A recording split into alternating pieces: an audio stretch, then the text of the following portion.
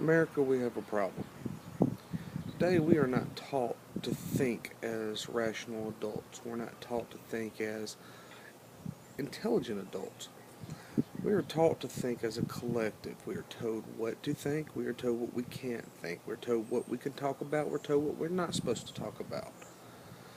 The powers that be have somehow or another convinced us that the two most important things in our existence is impolite conversation among friends, colleagues, or just the general public.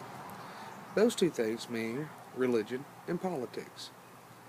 I find this kind of ridiculous. I mean, if you think about it, religion, whatever it may be for you. I mean, me personally, I'm a Christian. But you can be Buddhist, Muslim, Jewish, atheist, I don't care. Your religion, your view on the world, how it came to be, what rules it, what uh, basic guidelines we should go by, that should control and dictate your entire life. If not, why do you subscribe to that religion or belief set? And the second thing is politics. Now, politics, where most people say we should keep separate from religion, I disagree. More on that later. Politics is what we think should be the governing set of rules to guide our society and our government. I don't see how those two things are the two things that we're not supposed to talk about. They should be the things we talk about the most. I mean, think about it. For most guys out there, if you're asked about your favorite sports team or sports star, you can just start throwing out stats left and right. I mean, you ask me about my favorite hockey team, and I'm going to tell you things to the point that you're sick of hearing them. When it comes to our religion, though, most people, if they will talk about it, seem very hesitant and very unsure. Politics, same thing. You ask somebody if they're going to vote, they say yeah. You ask them who they're going to vote for. If they tell you, they generally can't tell you more than one or two things that they like about the person, which makes them want to vote for them. And generally, those are superficial. I mean, hope and change. Uh, well, they're conservative. Whatever. What I want to talk to you about, and hopefully this will be the first of many, is how we can change these things and the importance of them in our society. But first of all, we got to come back to the root problem. And I believe that is, I believe we're conditioned this way. A populace which is not educated in the things in which they believe is an easy populace to control. Now, I can't pinpoint who did what, when, or where, but it just makes sense. If somebody asks you about religion and you can't tell them why you believe what you believe, then you can't defend what you believe. And all religions pretty much under attack, especially in this country, seemingly the Christian religion and Jewish religions. Make no doubt about it. Muslim, Wiccan, Buddhist, Hindu, doesn't matter. You're next. The second thing is with politics.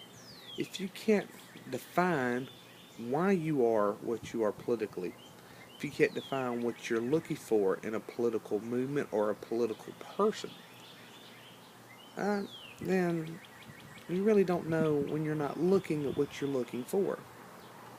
Seems like I'm talking in circles there, so let me say. If you don't know that you're looking for something that's blue, if you can't define what blue is, then somebody can sell you a red car if what you want is a blue car because you have no idea what blue is. That's kind of the way we are with our political stance today. You know, last time we had Barack Obama, John McCain. If you really look at it and take the R&D off, they were very similar. Matter of fact, if you go through the both parties, Republican and Democrat, they're very similar. You ask most people, why are you a Republican or why are you a Democrat, and they'll tell you things such as FDR or Ronald Reagan, which, hey, if you're a liberal, FDR, probably the flag bearer of, liberals for you. Same thing as conservative with Ronald Reagan.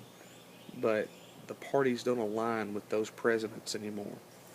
Or the most common one you get, well, my parents were always Democrat or my parents were always Republican. Well, I'm not asking why your parents or what your parents were. I'm asking you why you are what you are and give me a reason. I mean, we really have come to a situation that we have to rectify quickly because our society is being taken from us. Our way of life is being taken from us. I mean, we can't have intelligent conversations about the two most important things, or at least should be the two most important things in our life. I mean, really, is your favorite basketball team really that important in the grand scheme of things? No. But if you say that you're a Christian, your God should be. If you say that you're a Republican or a conservative, that should be. One, it sets the guidelines for you as an individual. The other sets the guidelines of what you think and how the government should work and run. I mean, really, what's more important than you and the government? I mean, people, it's really sad. I'm 35 years old and I stand around and talk to people on my job or in my personal life, and it's, I mean, it's real sad. I have some really good, intelligent friends, but outside of those close core friends, there's a bunch of people who don't know anything about what they believe. They know nothing. They just, they're lost. But yet, they're very sure of what they don't know.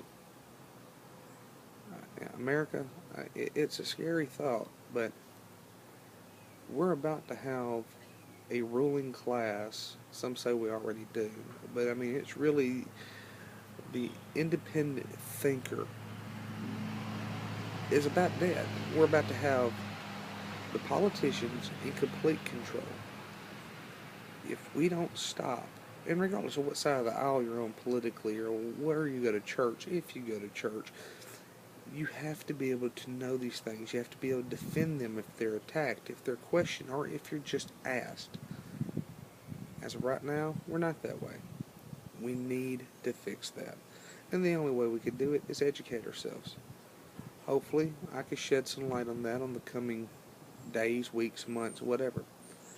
I hope you enjoyed this, and I'll see you later.